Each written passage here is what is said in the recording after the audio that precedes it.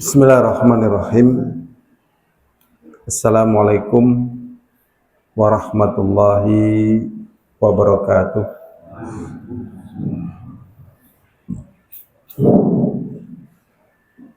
Alhamdulillah wa syukurillah wassalatu wassalamu ala rasulillah wa ala alihi wa ashabihi wa man tabi'ahum bi ihsanin ila yaumiddin wa ba'd. Insyaallah dalam kesempatan kita kali ini kita akan mempelajari hikmah menerima takdir. Jadi hikmah ini artinya ada beberapa ya. Di antaranya hikmah itu adalah Al-Quran dan As-Sunnah. Ya, seperti firman Allah SWT, "Ud'u ila sabili rabbika bil hikmah," dan seterusnya. "Wal mau'izatil hasanah wajadilhum billati hiya ahsan." Serulah mereka ke jalan Rabbmu dengan hikmah, itu dengan Al-Quran dan As-Sunnah. Hikmah juga bisa artinya sunnah, itu hadis. Yaitu Allah SWT menurunkan Al-Quran wal hikmah. Sesungguhnya Allah menurunkan Al-Quran dan hikmah. Hikmah di sini adalah hadis. Hikmah bisa jadi artinya adalah bijak, karena hikmah itu antara jafa dan baladah. Hikmah itu antara kaku. Kaku itu artinya udah dapat nasihat, nggak bisa ngambil nasihat. Nah, itu kaku, jafa. Dan dengan baladah. Baladah itu bahasa kitanya ya, tolol gitu ya. Tolol itu artinya baladah. Bego gitu ya, antara kaku sama bego gitu. Jadi ada ilmu dia tidak bisa memahaminya, ini bego. Hikmah juga bisa artinya ya ilmu yang paling tinggi. Dan insya Allah dalam kesempatan kita ini yang kita maksud dengan hikmah adalah tadi ya, ilmu yang paling tinggi atau sirrul badi', rahasia-rahasia yang indah, atau latifah. Ya, latifah. Latifah itu ilmu-ilmu yang kadang orang nggak tahu, padahal di situ ada ilmunya yang dalam. Namanya latifah. Latifah itu artinya lembut, tapi maksudnya tadi. Jadi memang ilmu itu punya latifah. Sirrul badi', atau istilah kita hikmah. Jadi hikmah menerima apa? Takdir. Allah Subhanahu wa ta'ala menuntunkan kita untuk menerima apa yang Allah takdirkan kepada kita. Ya, agar menerima bentuk fisik-fisik kita, suara kita, prototipe kita. Ya, prototipe gembul kita, gembung, bukan gembul tapi gembung, ya, tampilan kita. Ya. Kemudian juga kita dituntut untuk ribet tempat tinggal kita, negeri kita, ya, bangsa kita, dan yang lainnya dari apa yang telah Allah Subhanahu wa ta'ala bagikan kepada kita. Ya, dari fisik, harta, keluarga, semuanya. Dan yang demikian ini adalah arti dari mantuqul Quran, arti dari lafaz yang sesuai dengan lafaz Al-Quran, yang disebut dengan mantuq. yang disebut dengan mantuq, yaitu arti yang sesuai dengan lafaz Al-Quran. Di dalam surat Al-A'raf ayat 44 Allah Subhanahu wa taala mengatakan fakhudh ma ataituka wa kum minasyakirin. Allah Subhanahu wa taala mengatakan wakhudh, dan ambillah, diterimalah, ma ataituka, apa yang aku berikan padamu. Apa yang aku berikan padamu kan semuanya tadi, dari tempat tinggal, rumah, orang tua, bahasa, negara, ya, pekerjaan dan sebagainya. Ambil sudah. Wa kum minasyakirin, jadilah engkau orang yang berterima kasih. Jadi suruh terima. Ya. Ini tuntunan daripada agama. Kemudian apa hikmahnya kalau kita menerima apa yang ditakdirkan oleh Allah? Hikmahnya apa? Yang pertama, kita akan hidup bahagia dan selamat dari celaka. Itu kalau kita terima, hidup kita akan bahagia dan selamat dari celaka.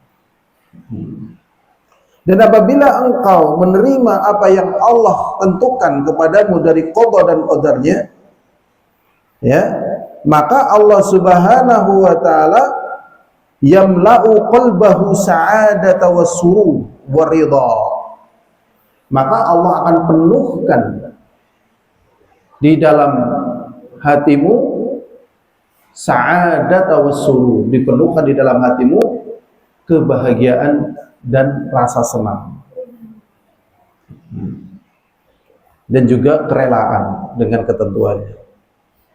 Amma alladhi yaskhat wa yata'arrad wa yanzuru ila ghairihi fa innahu ya'ishu fi syaqa la ya'lamuhu illa Allah.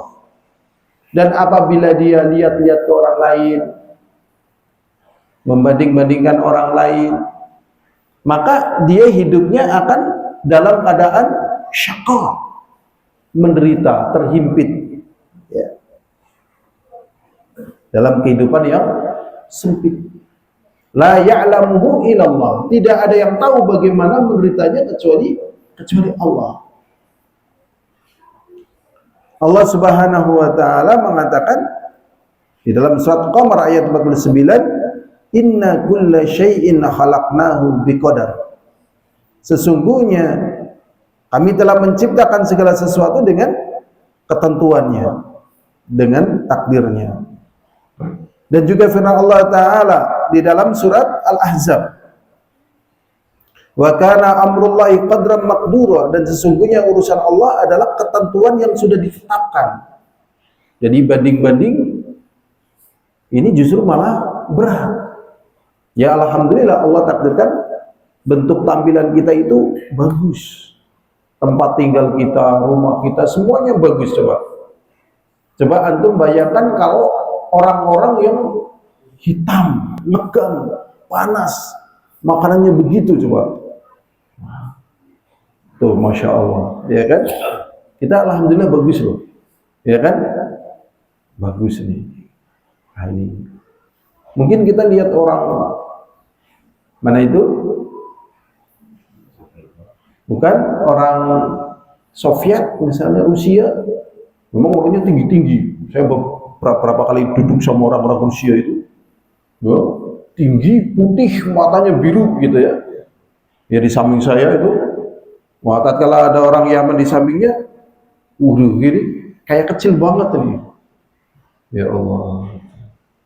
Nah akhirnya saya nanya-nanya tentang gimana sih sejarah dulu, oh Islam di Rusia itu tenggelam, udah dicerita.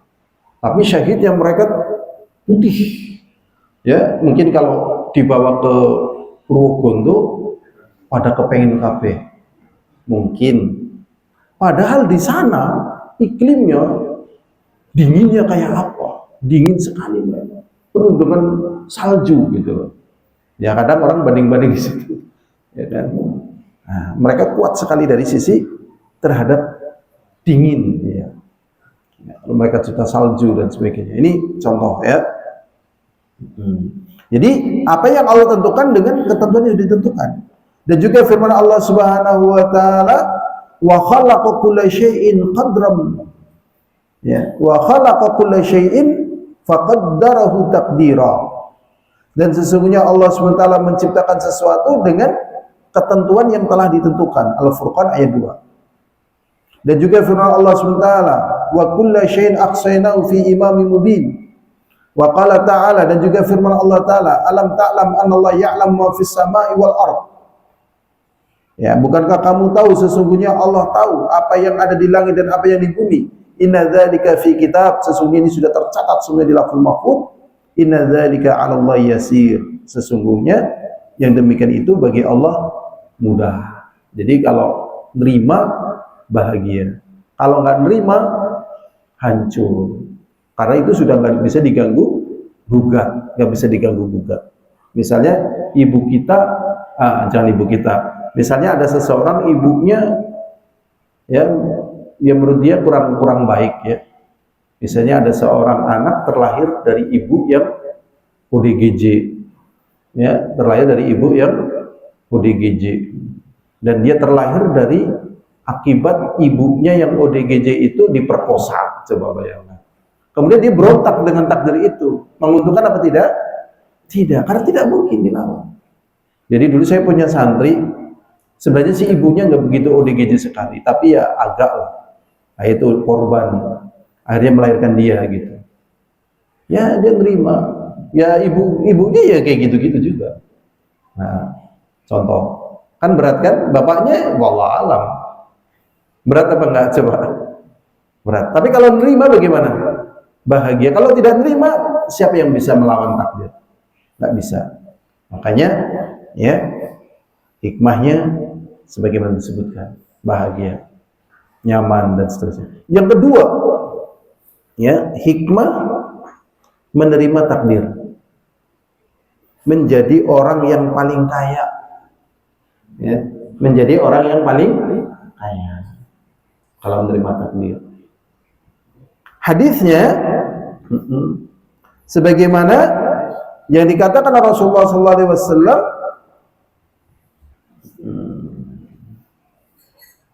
warda bima qasamallahu lak takun aghnan nas, rawahu Ahmad wa Tirmidzi wa hasanahu Albani. Rasulullah SAW mengatakan, dan terimalah apa yang telah Allah bagi untukmu, maka kamu menjadi orang yang paling kaya. Kalau dibalik, tatkala tidak menerima dengan apa yang Allah bagi, maka menjadi orang yang paling miskin. Jadi harus menerima. Ya, harus apa? Menerima. Itu. Bismillah. Saya tak minum. Nggak apa-apa ya? Izinlah. Jadi ingat Fir'aun. Fir'aun itu tidak menerima apa? Takdir. Fir'aun itu kan kekuasaannya full. Begitu diberitakan akan ada lahir bayi yang akan menghancurkan dirinya, dia tidak terima dengan hal begitu. Akhirnya terus sampai akhirnya hancur. Corona terus. Ya, jadi naudzubillah ya, tidak menerima dengan takdir. Ingat, jadi ingat nih ya, kalau saya ngaji kadang ada tambahan umumnya, nggak apa-apa. Saya ingat Jepang gitu. Jepang itu kan dulu ya, dengan Nippon Cahaya Asia, Nippon Pelindung Asia, Nippon, ya kan? Dengan niatnya begitu, ujung-ujungnya Hiroshima dan Nagasaki dibom. Saat ini di Jepang itu populasi menurun karena orang nggak mau menikah, dan yang menikah nggak mau punya anak, susah. Daripada menikah, naudzubillah min dzalik, jangan ikutin, lebih baik zina. Kan intinya zinanya itu, jadi zina nggak punya anak. Sehingga kan orang Indonesia yang sudah tinggal di Jepang kan disuruh tinggal di kampung-kampung yang itu nggak ada penduduknya. Jadi banyak sekali di negeri-negeri itu populasinya menurun. Nah itu Cina juga banyak tempat-tempat kosong. Nah, yang menjadi sorotan, tapi ini sudah berlalu ya. Ya, ini sudah sorotan, karena sudah berlalu.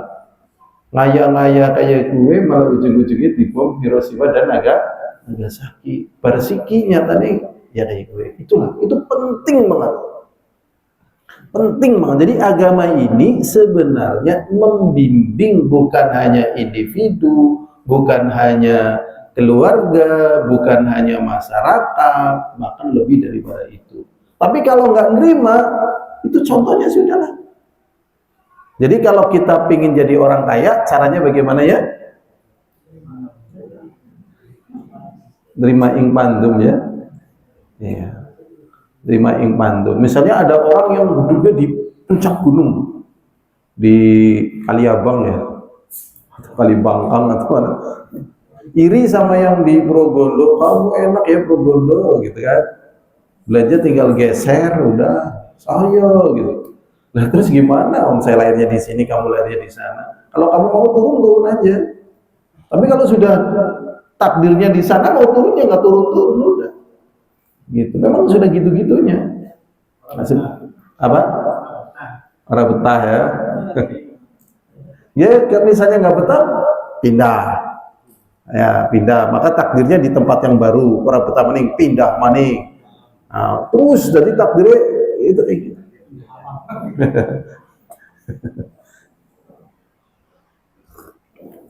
Jadi Rasulullah SAW mengatakan, terimalah dengan apa yang Allah beri, maka engkau menjadi orang yang paling kaya.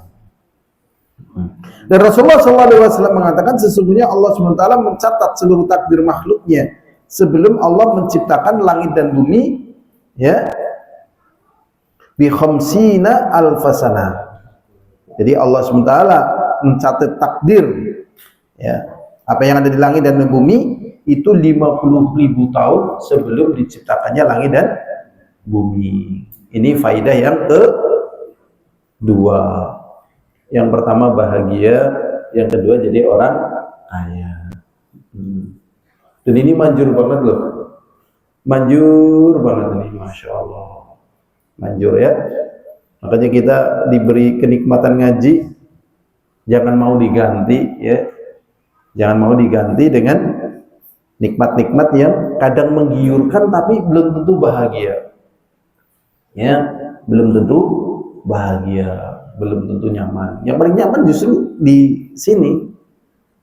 Ya, di keimanan maksudnya. Yang ketiga, hikmahnya merasakan manisnya iman. Ya, dan dia berada pada puncak keimanan. Ini hikmahnya. Ini dikisahkan tentang seorang anak yang bernama Walid bin Ubadah bin As-Samit, anaknya sahabat. Bisa jadi dia juga sahabat. Anaknya Ubadah bin Samit radhiyallahu taala anhuma. Ini dua-duanya sahabat. Beliau menceritakan, aku mendatangi bapakku, yaitu Ubadah bin Samit, seorang sahabat yang mulia. Sedangkan beliau dalam keadaan sakit.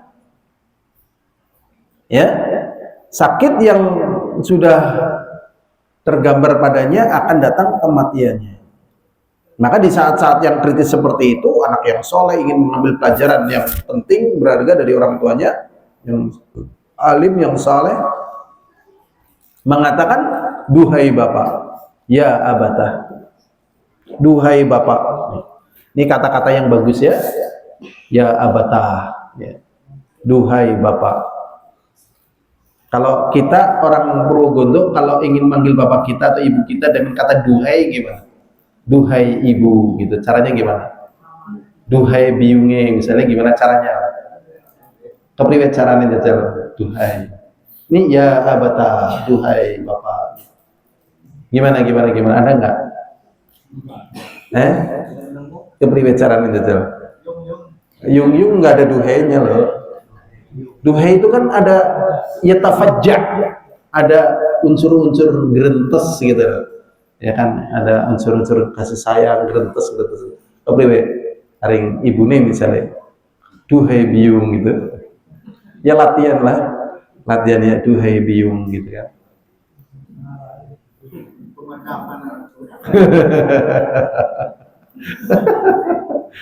Karena contoh dari salafun saleh begitu. Bahkan contoh dari Dari Nabi Ismail kepada bapaknya, ya abati, coba, duhai bapakku, dengan kata-kata yang lebih tinggi, mungkin bahasa, mungkin ya pendekatannya, ya duhai Kanjeng Romo, gitu kan. Makanya kita butuh belajar-belajar yang mengandung sastra, gitu. Masa dalam kondisi penting, genting, ya vital, duhai biung, malah nggak nyambung. Kita lanjut di sini, ya, duhai bapakku, berikanlah aku wasiat yang aku bersungguh-sungguh dengan wasiat tersebut. Kemudian Ubadah bin As-Samit mengatakan, ajlisuni, dudukan aku. Maka tatkala Ubadah bin Samit ini sudah didudukan, kemudian Ubadah bin Samit mengatakan, ya bunayya, wahai anakku, ya, wahai anakku, ger, le, ya bunayya, innaka lan tajidu ta'mal iman, sesungguhnya engkau tidak akan pernah merasakan manisnya iman, walan tablugha haqiqatal ilmi billah, dan engkau tidak akan sampai pada puncak ilmu tentang keimanan kepada Allah, hatta tu'mina bil qadar, sampai engkau beriman kepada takdir, baik yang baik ataupun yang buruk. Kemudian Al-Walid bin Ubadah mengatakan, duhai bapakku, duhai bapak, bukan duhai bapakku, tapi duhai bapak, ya, kaifa li an a'lam ma khairul qadr wa syarri, bagaimana aku bisa mengetahui takdir yang baik ataupun takdir yang buruk. Maka beliau mengatakan, ta'lam anna ma akhta'aka lam yakun liyusibaka, kamu itu harus tahu, yang enggak kamu raih itu memang bukan jatahmu, ya. Apa yang terluput darimu itu memang tidak mungkin kena olehmu, tidak akan kau dapatkan, ya. Jadi apa yang luput dari kita, ya itu memang sudah ditentukan oleh Allah dan nggak mungkin buat kita, gitu. Nggak mungkin buat kita. Wa amma asabaka lam yakun yukhti'aka, dan apa yang akan menimpa dirimu pasti akan mengenai dirimu dan tidak akan meleset dari dirimu. Wahai anakku, sesungguhnya aku mendengar Rasulullah SAW mengatakan, inna awwala ma khalaqallahu al-qalam, sesungguhnya pertama kali yang Allah ciptakan adalah pena. Ya, kemudian dikatakan kepada pena tersebut, tulis, uktub. Maka setelah itu ditulis semuanya. Berarti kejadian Hiroshima dan Nagasaki adalah sudah ditakdirkan oleh Allah. Udah nggak bisa dihapus itu sudah. Itu sudah. Ya. Bismillah. Ya pokoknya semuanya sudah tertulis. Dengan apa yang terjadi di alam ini sampai hari kiamat.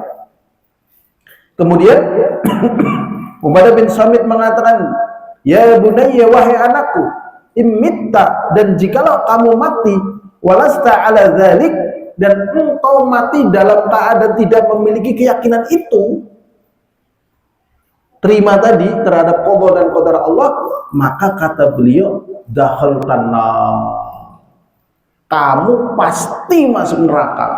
Padahal anak sahabat yang mengatakan sahabat.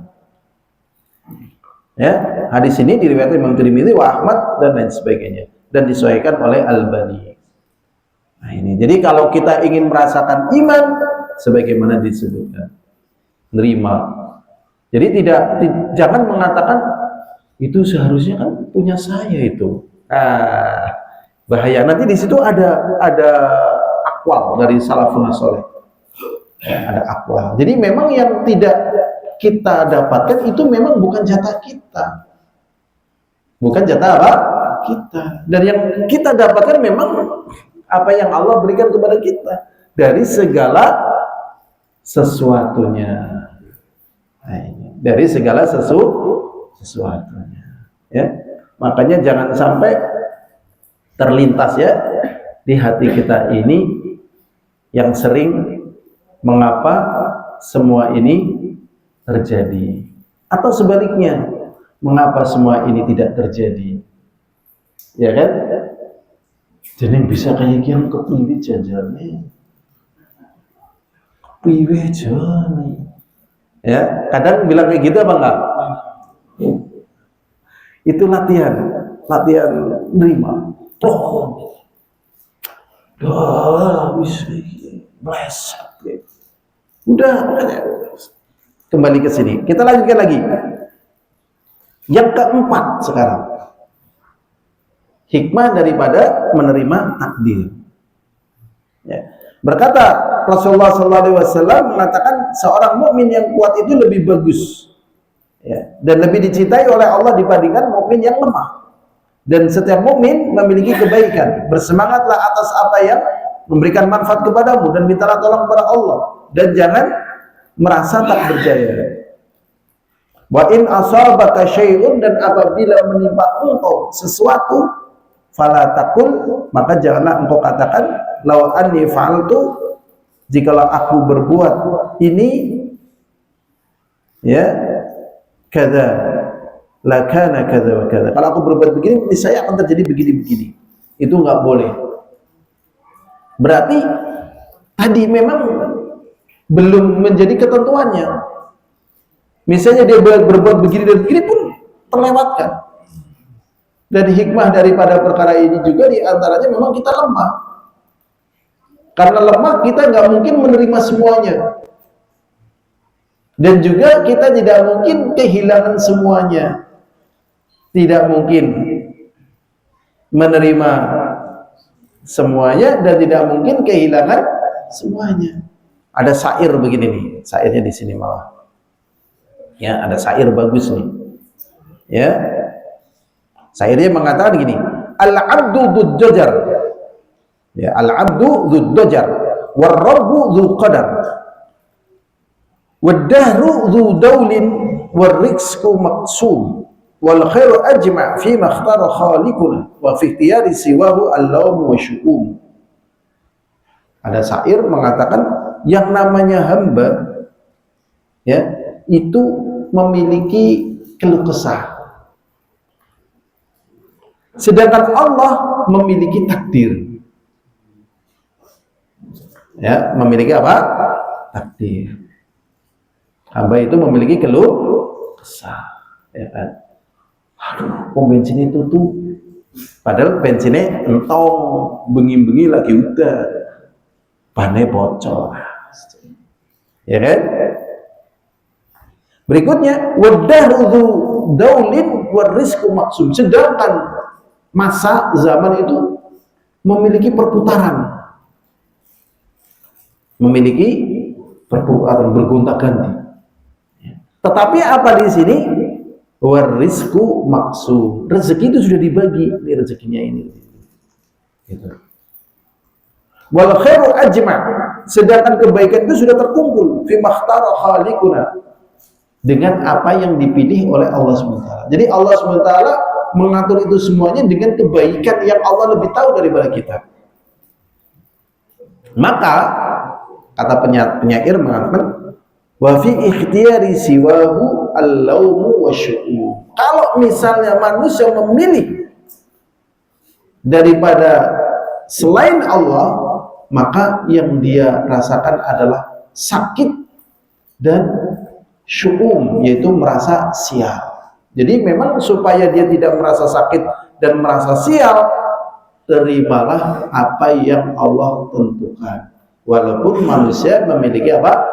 Dojar. Karena kondisinya memang nggak bisa flat, ya. Kondisinya nggak bisa apa? Flat. Mesti bolak-balik, jungkir kebalik, ya kan? Ya, jungkir terus gitu, nggak ada selesainya, nggak ada selesainya. Ya, nggak ada selesainya. Makanya tatkala Allah SWT pilihkan buat kita untuk menerima agamanya, terus dipertahankan walaupun situasi dan kondisi berubah-ubah, tetapi ketentuan Allah tidak berubah. Nah, kadang ada orang berpikir, apa sih sebenarnya fondasi kekuatan yang pokok dari perkara takdir? Kadang orang ya mungkin kurang paham. Padahal kondisinya ini vital sekali ya. Vital sekali ini. Coba ya. Ada di dalam sebuah hadis Rasulullah SAW mengatakan begini. Zaqat ta'amul iman. Ya, zaqat ta'amul iman man radiya billahi rabba wa bil islami dina wa bi Muhammadin rasulah. Rasulullah mengatakan akan merasakan manisnya iman orang yang menerima Allah sebagai Rabb-nya. Jadi kalau misalnya dia tidak menerima dan tengok-tengok kanan kiri dengan mengambil syirik dengan selain Allah, maka selain Allah itu oleh Allah dilepaskan. Allah juga nggak butuh. Jadi memang harus menerima. Padahal manusia terkadang merasa dengan Allah terasa lama. Terasa apa? Lama. Mulit bojo orang nemu-nemu, orang sabar. Mulit rezeki orang uli-uli, orang sabar. Wis kerja orang sugi-sugi, orang sabar. Akhirnya larinya kepada syaitan. Gunung Serandil, Gunung Kawi, Gunung Kemukus, ya kan? Pakai ini, pakai itu, ya, dan yang lainnya juga. Tapi ketentuan tetap Allah sebagai ilahnya. Sebagai apa? Ilahnya. Yang kedua, ya, Islam sebagai agama. Misalnya ada orang tidak ridho Islam sebagai agama, tetap kebenaran dan kebaikan itu pada Islam. Karena Islam itu akan ada yang memunculkan. Dan tatkala ada orang yang tidak ridho Nabi kita Muhammad SAW sebagai Nabi, memang Allah pilih Nabi Muhammad sebagai Nabi. Sehingga nabi-nabi palsu pun akan hilang. Ya, ini pondasi menerima takdir. Takdir keimanan kepada Allah, takdir keimanan Nabi sebagai Rasul, takdir sebagai Islam sebagai agama. Setelah itu sudah tinggal ngikut. Ya, tinggal ngikut. Kalau misalnya tidak ridho, maka dia akan merasakan kesengsaraan, penderitaan yang tiada habisnya. Naudzubillah. Berikutnya, ya, yang kelima, selamat dari penyakit hati. Jadi hati ini kondisinya berubah-ubah, ya, berbolak-balik. Bingung kadang orang itu, ya, bolak-balik, ya. Pada diri sendiri, pada orang lain. Tetapi kalau dia beriman pada takdir, maka pada perkara itu dia akan mengikutinya. Ini berdasarkan hadis Abdullah bin Abbas, semoga Allah meridhoinya. Waktu itu beliau sedang membonceng Nabi Muhammad SAW pada suatu hari mengatakan, wahai anak, sesungguhnya aku akan mengajarkan kepadamu beberapa kata. Yang pertama adalah jagalah olehmu Allah, maka Allah akan menjagamu. Menjaga syariatnya, menjaga tuntunannya, dan ini benar, ya, benar. Ya, dan engkau akan menjumpai Allah di hadapanmu. Dan apabila engkau meminta, maka mintalah pada Allah. Dan apabila engkau minta pertolongan, maka minta pertolongan pada Allah. Di sini dikatakan, ketahuilah sesungguhnya umat apabila berkumpul untuk memberikan manfaat kepadamu, ya, dengan satu kemanfaat, maka ya, dia tidak akan bisa memberikan manfaat kepadamu kecuali dengan sesuatu yang telah Allah tentukan buatmu. Dan jikalau manusia ingin memberikan mudarat kepadamu dengan sesuatu mudarat, maka mereka tidak akan bisa memberikan mudarat kepadamu. Rufi'atil aqlam, ya, pena itu sudah diangkat, sudah tercatat semuanya takdirnya. Wa jaffatis suhuf, dan lembaran-lembaran telah kering. Gitu. Maka barang siapa yang menerima takdir tadi, maka hatinya akan dipenuhi dengan rasa ridho kepada Allah, keyakinannya, dan dia akan menjadi orang yang hidup tenang dan hidup dengan kehidupan yang mulia dan baik. li'annahu ya'lamu ilmal yaqin, karena dia mengetahui dengan ilmu yakin, dengan ilmu yang yakin. Sesungguhnya apa yang akan menimpa dirinya itu semuanya dengan ketentuan dari Allah SWT, dan apa yang dia tidak dapatkan itu juga dengan dengan ketentuan Allah Subhanahu wa Ta'ala. Ini ada kisah sedikit tentang masalah ini di Andalusia. Di sini diceritakan orangnya, namanya, dan seterusnya, komplit. Ada seorang raja di Andalusia, dia memberikan kesempatan bagi masyarakatnya untuk berkumpul. Akhirnya datang seorang ibu. Orang ibu ngomong kepada raja di hadapan rakyat yang banyak, setelah memuji raja tersebut, mengatakan bahwasanya anakku sudah dipenjara di Andalusia. Di penjara Andalusia udah tahun sekian gitu. Dia minta anaknya dibebaskan. Akhirnya raja itu menulis pesan kepada bala tentaranya untuk menembusi sipir penjaranya ke pengadilan dan sebagainya untuk mencari orang tersebut. Ditulis dengan kata yukhlaq. Kemudian raja ini mengatakan yuslab al-walad gitu kan. Yuslab itu artinya disalib.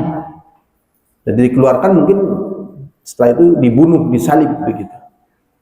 Disalib.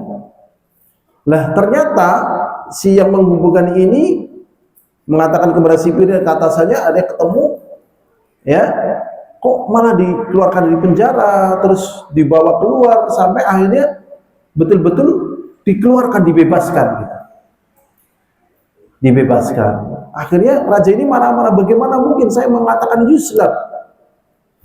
Kok kenapa kamu bebaskan?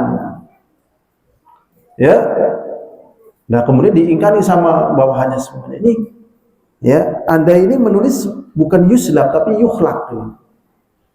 Yang maksudnya adalah dibebaskan.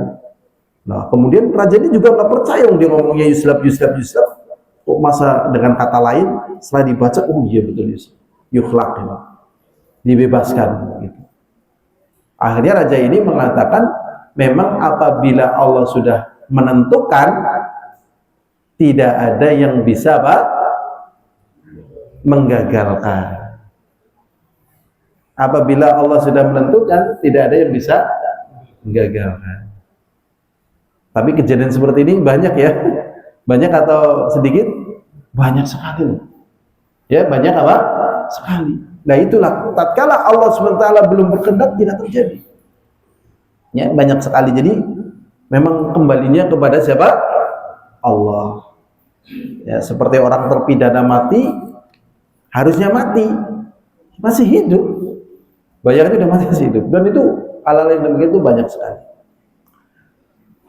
Berikutnya hadirun azani wa azakumullah, itu kisah nyata. Sekarang bagaimana keteladanan dari kalangan para sahabat terhadap penerimaan mereka terhadap takdir. Bagaimana sikap mereka? Ini jadi contoh. Yang pertama adalah Abdullah bin Mas'ud, semoga Allah meridhoinya. Ini ucapannya Abdullah bin Mas'ud, semoga Allah meridhoinya. Beliau mengatakan, li'an ahassa jamrotan au akhraqat ma akhraqat wa abqat ma abqat ahabba ilayya min aquli syai'in kana laitahu lam yakun au li syai'in lam yakun laitahu kana. Jadi Abdullah bin Mas'ud mengatakan, sungguh-sungguh aku lebih suka memegang atau terkena bara api sehingga terbakar apa yang terbakar dan tersisa apa yang tersisa. Jadi lebih suka terkena bara api yang sangat panas seperti tadi.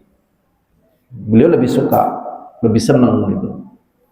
Dibandingkan aku mengatakan tentang sesuatu yang telah terjadi. Kemudian dikatakan, mengapa semua ini terjadi? Padahal sudah terjadi. Ada orang yang gagal move on. Ada orang yang gagal move on. Pak Yunif tepang ya gagal move on ya. Gagal move on yang dominan karo kae malah diarah kae. Ya siki bojo ora bisa. Ah, itu namanya apa? Tadi kita gimana? Pak Yunif naik ora karo kae yang mau gitu. Ini kamu sadar nggak dengan takdir? Perkara yang sudah terjadi, kamu jangan ngomong mengapa semua ini terjadi. Gitu loh. Atau li syai'in lam yakun, atau pada perkara yang belum terjadi. Ya. Jadi ngapurung di pacero ya. Kan belum terjadi ya. Kemudian mengatakan laitahu kana gerak duwe pacero ya. Kayak gelem. Itu kata Abdullah ibnu Mas'ud, daripada ngomong yang kayak gitu lebih baik aku kena bara api. Berarti itu ngeri hubungannya dengan keimanan dia kepada Allah, seakan-akan gitu loh. Allah itu tidak memberikan banyak kenikmatan sehingga dia sadar bahwasanya ucapannya itu sebenarnya bentuk perlawanan terhadap kenikmatan yang Allah berikan yang demikian banyak. Nah ini ada ilmu nikmat nih. Ada ilmu apa? Nikmat. Allah Subhanahu wa taala mengatakan wa in ta'uddu ni'matallahi la tuksuha. Dan jikalau kalian hitung-hitung, di sini ada kata nikmah. Nikmah itu bentuk mufrad. Jadi Allah Subhanahu wa taala tidak mengatakan wa in ta'uddu ni'amallah. Ni'am itu jamak daripada nikmat. Ni'am itu adalah nikmat-nikmat. Tetapi yang Allah Subhanahu wa taala katakan, dan apabila kalian hitung satu nikmat Allah, ya, kalian tidak bisa menghitungnya. Contoh, ya, satu nikmat itu di dalamnya berjuta atau triliun daripada nikmat. Contohnya bisa ndeleng. Bisa ndeleng, coba. Apa dibalik nikmat bisa ndeleng? Ya kayak banget anak dokter mata, anak bakul kacamata, anak ilmu mata dan seterusnya. Ya apa tidak? Bakul kacamata payu gara-gara masalah apa jajan? Ya kan? Terus gitu. Makan loh. Kita makan nasi. Itu variabelnya banyak banget. Sebelum jadi nasi apa? Pari. Sebelum jadi pari, terus tandur, pupuk, sawah, bawon, ya. Tuh. Itu baru itu. Ya. Jadi tidak ada satu nikmat Allah itu cuman berdiri di situ. Makanya penting sekali kita jelaskan kepada manusia, nikmat hanya sekedar diberi hidup. Sekedar diberi hidup itu nikmat. Sehingga Allah Subhanahu wa taala mengatakan wala taqtulu anfusakum innallaha kana bikum rahima. Dan janganlah kamu bunuh diri kamu sendiri karena Allah itu sangat sayang kepada dirimu. Tatkala dia membunuh dirinya, coba nikmat hidup dia buang, nikmat mendengar dia buang, nikmat dia bersosial dia buang, semuanya dari sekian nikmat coba. Jadi kalau dihukumi dengan hukum kriminal, kriminal berat di hadapan Allah. Karena kriminal berat di hadapan Allah, orang yang matinya bunuh diri, dia akan disiksa di neraka sebagaimana dia matinya bunuh diri. Jadi di dalam ilmu agama nggak ada yang sederhana, semuanya mendalam. Makanya para ulama tidak pernah keder menghadapi ontran-ontrane dunia. Nabi Musa kederan menghadapi Firaun. Maju. Nabi Muhammad terus kabeh karena ini kebenaran dan ini bermanfaat. Moga-moga kita jangan sampai ngomong ya kayak gitu ya. Mengapa semua ini terjadi? Betapa sakitnya hatiku apabila ingat masalah itu, ya kan? Ya. Semua orang pasti ngalami. Ya. Obati udah obati. Ya. Contoh yang menyakitkan contohnya gini. Waktu kecil dibuang. Setelah gede, duitnya banyak, yang buang orang tuanya. Orang tuanya jatuh. Kadang kan orang tua datang dalam keadaan miskin setelah anaknya kaya. Dan anaknya masih menaruh sakit tatkala dia dibuang sama orang tuanya. Gimana nih cara ngadepinnya coba? Ya ngerti kowe gemen orang buang ngenyong ya, siki mangenang orang apa-apa, mangan barang ora apa-apa. Lah siki nyong gemien dibuang kayak gini. Itu jangan dilupakan saja, sudah semuanya terjadi. Coba bisa kita melewatin begitu? Angel ya, angel loh. Tapi kalau bisa melewati, eman karo ramane karo biunge. Walaupun mungkin dulu ramane dan biunge adalah sosok yang paling menyakitkan. Apa ada yang menyakitkan anak yang dilakukan oleh orang tua? Ada. Contohnya apa? Contohnya nih, tak contohin lagi. Oke, pengen ngerti apa? Apa? Gemien biungmu ki ora kepengin kowe lahir lho. Wong kowe lama biungmu wis tua, metu kowe maning, wis ngombe pil kabeh, tapi kowe urip gitu. Kayak gitu. Nah, kadang anak ini kalau tidak bisa menyelesaikan masalah, depresi. Lahirku di dunia ini tidak pernah diharapkan oleh ibuku. Ini salah, biarin aja, dibalik aja. Betapa aku bersyukurnya pada ibuku. Akhirnya aku lahir, padahal sempat ibuku tidak suka akan kelahiranku. Kayak gitu dibalik. Tetapi hati manusia itu kadang berat. Cara ngentengannya gimana? Iman seperti yang kita bahas. Kita lanjutkan lagi. Berkata Umar bin Abdul Aziz, ya, berkata Umar bin Abdul Aziz, beliau mengatakan asbahtu wa mali sururun illa fi mawadil qada wal qadar.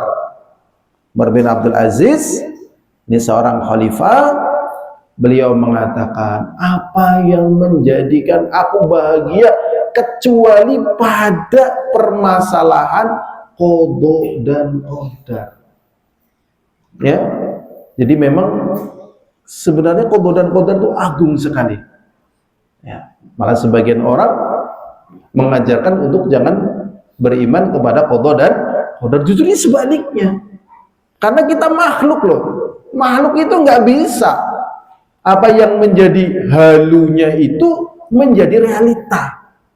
Makanya orang mengatakan nih, dan realnya juga demikian. Ya. Tidak ada orang yang hidup tanpa ujian, tanpa cobaan. Saya pernah mengatakan begini, coba carikan satu orang saja yang tidak stres hidup di dunia ini. Ada nggak kira-kira? Ya nggak ada, semuanya mendapatkan ujian dengan situasi dan kondisi dia. Kalau ada yang nggak stres, itulah mereka yang menerima takdir. Kalau tidak menerima takdir, coba ada aja sisi-sisi kekurangan yang memang itu menjadi khas apa yang Allah takdirkan kepada makhluk. Karena makhluk itu kurang, tidak ada yang sempurna. Berikutnya yang ketiga ini, ucapannya Umar bin Abdul Aziz. Salah. Yang ketiga ini ucapannya Syekhul Islam Ibnu Taimiyah. Beliau mengatakan, Mada yasna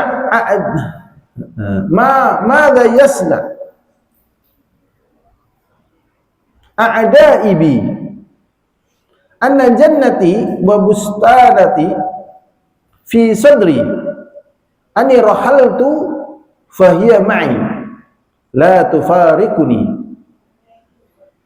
ana habastani khulwah wa qatli syahadah wa ikhraji an baladi siyahah. Ini menggambarkan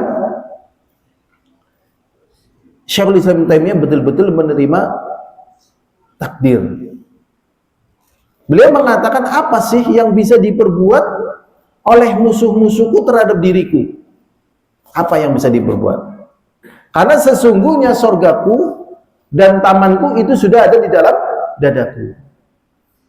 Kemanapun aku pergi dan tidak akan pernah berpisah sorgaku dari dadaku.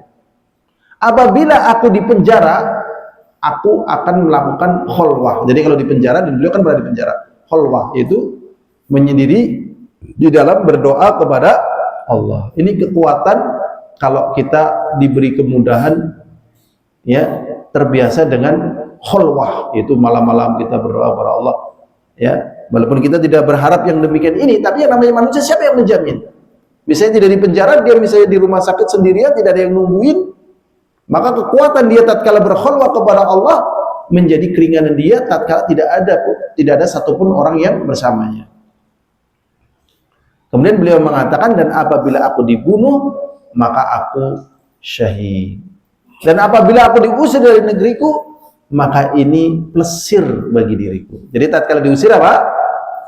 Plesir. Nggak dipateni, syahid. Nek di penjara, ngibadah. Gitu kan. Bahasa kitanya ngibadah. Kholwah. Karena surganya sudah ada di dirinya. Kayaknya ini saja yang bisa kita sampaikan, ya, karena waktunya telah habis, ya. Jadi tidak ada yang lebih bagus daripada menerima takdir. Mungkin ada pertanyaan sebelum ditutup? Ada? Saya yang belum berarti latihan menerima segala apa yang kita dapatkan dan latihan menerima segala apa yang kita alami. Dengan seperti ini berarti sembuhlah dari, kalau yang kita alami, ya, sembuhlah dari yang namanya trauma, ya. Dan kemudian kita menerima apa yang kita hadapi, kita berarti sembuh dari kekhawatiran. Karena manusia kan tiap waktu, tiap saat pasti diserang oleh syaitan, ya, pagi siang sore malam diserang. Yang pertama traumatik, yang kedua gelisah, takut, khawatir. Nah, ini kekuatannya. Ini saja yang bisa kita pelajari. Semoga Allah kokohkan kita di dalam keimanan kita kepada qada dan qadarnya. Walhamdulillahirabbil alamin. Assalamualaikum warahmatullahi wabarakatuh.